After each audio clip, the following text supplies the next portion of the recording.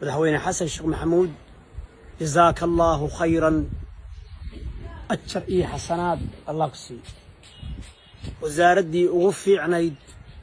ayaad siisay beesha Mareexaan khayr allah ku siiyo dembigaaga iyo dembigii waalidka allah dhaaf wasaaradda amniga ayaad siisay annaga markhaati ka ah dhiiggii Mareexaan baa caawda ku daadanaya reer diini baa isdooxanaya kuwa meelaha ka qaylqaylaya ciyaalka CDB-da waxaan leenahay caliyadiina dib u liqa